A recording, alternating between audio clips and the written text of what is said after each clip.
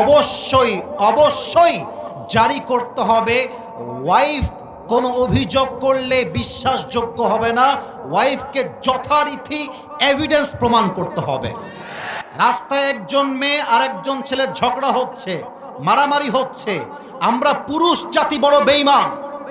আমরা আগে গিয়ে নারীর পক্ষপাতিত্ব করি এবং এটার সুযোগ নিয়ে কিছু নারী পুরুষের চরিত্রে কলঙ্কিত করে রেখে দেয়। যুবক ভাইরা, হ্যালো গাইস, আজকে আমি রিয়াকশন করব আমার পছন্দের একটা মানুষ, তার বিরুদ্ধে আসলে তার স্ত্রীর আনিত একটা অভিযোগ।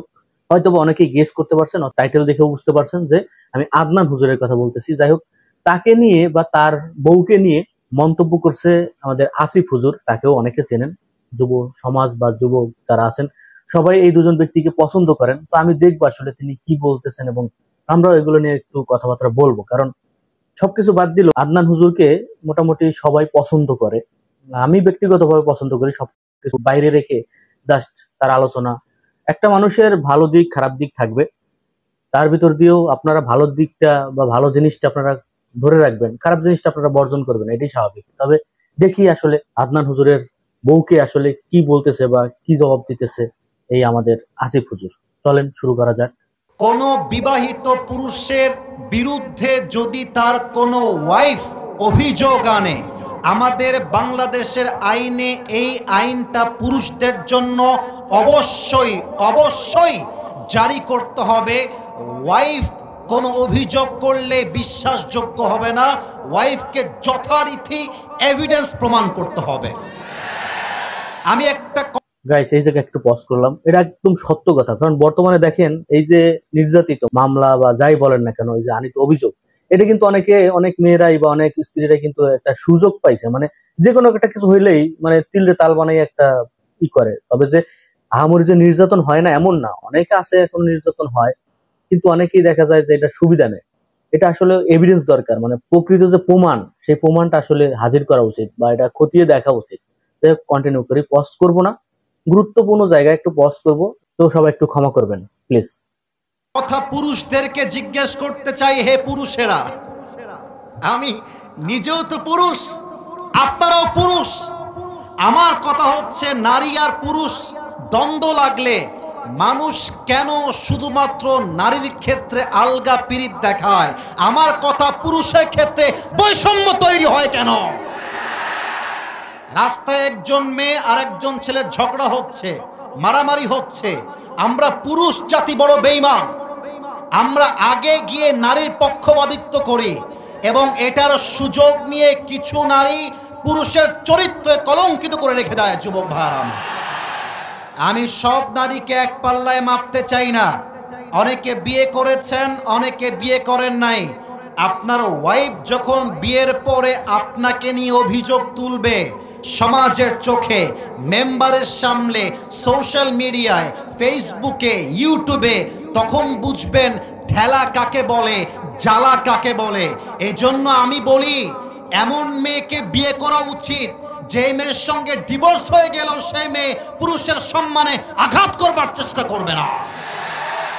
দুই নাম্বার আরেকটা কথা বলতে চাই, আমার প্রিয় কলিজার টুকরা সম্মানিতা বোনদের জন্য। আমি জানি আমার বোনেরা আমাকে প্রচণ্ড সম্মান করেন, কারণ আমি আমার বোনদের পক্ষে কথা বলি। আমি আসিফ হুজুর যুবকদেরকে নিয়েও বলি, মা বোনদেরকে নিয়েও বলি, প্রিয় বোন, যখন আপনি নিয়ত করেছেন স্বামীর বিরুদ্ধে অভিযোগ নিয়ে আসবেন সমাজের সামনে, আপনার যে তালাক হবে এটা কপালে লিখে নিয়ে তারপরে মাঠে নামবেন। আমরা পুরুষ জাতি বড্ড সেনসিটিভ, আমরা সব সহ্য করব, কিন্তু আমার চরিত্রে কেউ আঘাত দিবে, আমাকে কেউ কলঙ্কিত করবে, তার সঙ্গে আমি আজীবন সংসার করব, এটা কষ্টিন কালো সম্ভব হতে পারে না। আর একটা কথা বলতে চাই মেয়েদের জন্য, এটা অনেক মেয়েদের গায়ে লাগতে পারে, বাট চাপায়ের মাটিতে বলতে আমি বাধ্য হচ্ছি। মাথায় রাখবেন, ডিভোর্স হইলে পুরুষের কোনো ক্ষতি হয় না, সব ক্ষতি একজন মেয়ের হয়। আপনার জন্য একটা বিয়ে জায়েজ, আপনি আমারে ছাড়বেন, আই ডোন্ট কেয়ার। আপনার জন্য একটা বিয়ে জায়েজ, আমার জন্য 4টা বিয়ে জায়েজ।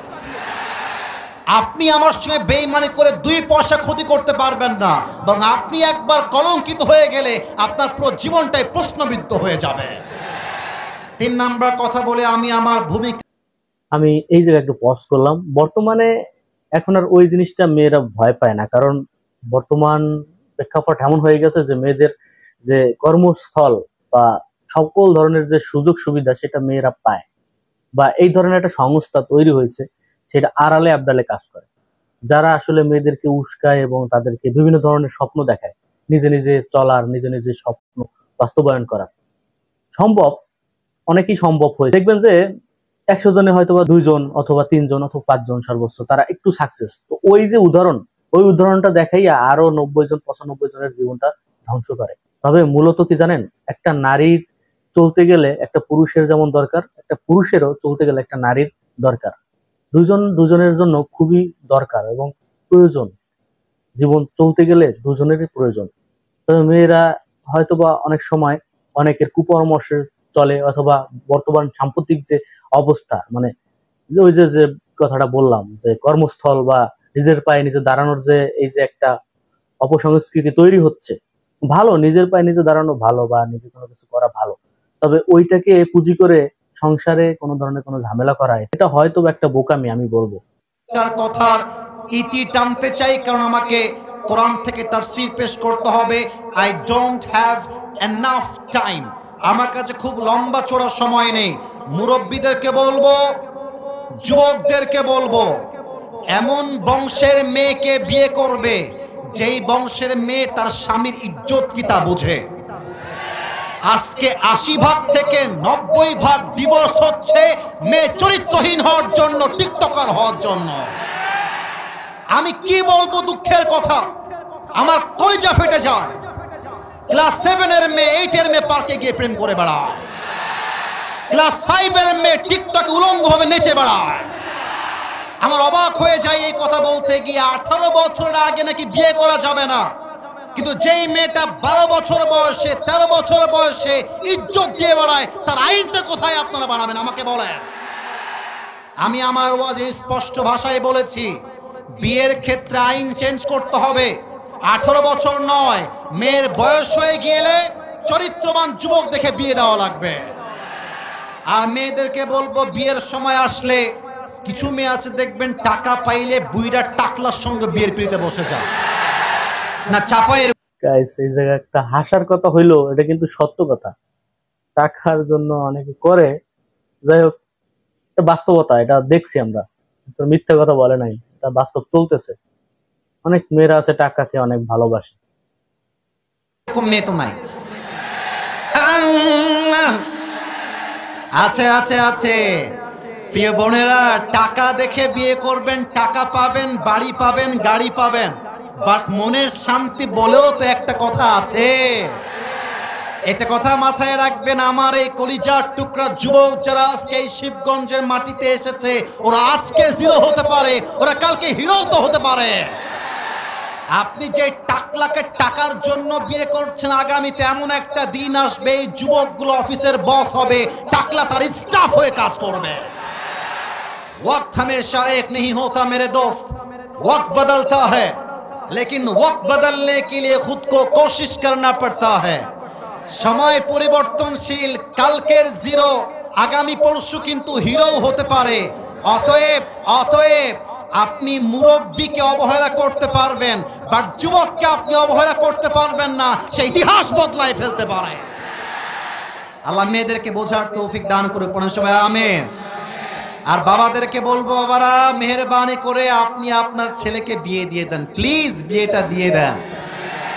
আপনার ছেলে যদি গুনাহে জড়িয়ে যায়, এর প্রত্যেকটা দায়ভার কিয়ামতে আপনাকে বহন করতে হবে।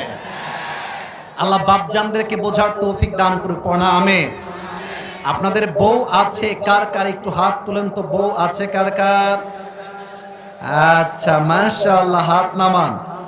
এবার হতভাগা কপাল পোড়া যাদের বউটাও কেউ নাই, তারা একটু হাত তোলো। সোনামণিরা কই, আমাদের স্যাররা কোথায়? দেখেন, কারো বউ নাই, এ আমি বিশ্বাস করি না। আল্লাহ সবাইকে দিনদার নেককার বউ দিয়ে দিক, পড়েন সবাই আমিন। বাপ মাকে বোঝাবা, আব্বা আমাকে বিয়ে দাও, বিয়ে দাও, বিয়ে দাও। যদি বিয়ে না দেয় নিজের মতো বিয়ে করবা, পরে গিয়ে বলবা আব্বা আমি বিয়ে করে নিয়েছি, তোমার যা মন চায় করো, I don't care about it. আমার পারমিশনের চাইতে আমার চরিত্র আর ঈমান রক্ষা করা সবচেয়ে দামি বিষয় যুবক ভাই। আসুন আমরা স্লোগান দিব আল্লাহর নামে 3 বার। প্রথম স্লোগান দিবেন আমার বিবাহিত ভাইরা। বিবাহিত ভাইরা একটু কাশি দেন দেখি, দেখা যাক কারা জিতে আজকের এই মাহফিলে। সিঙ্গেলরা চুপ থাকবেন, বিবাহিত ভাইরা, জাস্ট বিবাহিত ভাইরা, নারে তাকবীর। ওরে বাবা রে বাবা, সাউন্ড কিন্তু খুব ভালো, এরকম সাউন্ড তো অন্য জেলায় পাই না রে ভাই। আচ্ছা এবার সিঙ্গেলদের পালা, সিঙ্গেলরা একটু কাশি দাও। আমি নাম্বার দিব না, আমার মুরব্বীরা নাম্বার দিবে। সিঙ্গেলদের পালা, আমার বিবাহিত ভাইরা চুপচাপ থাকবেন।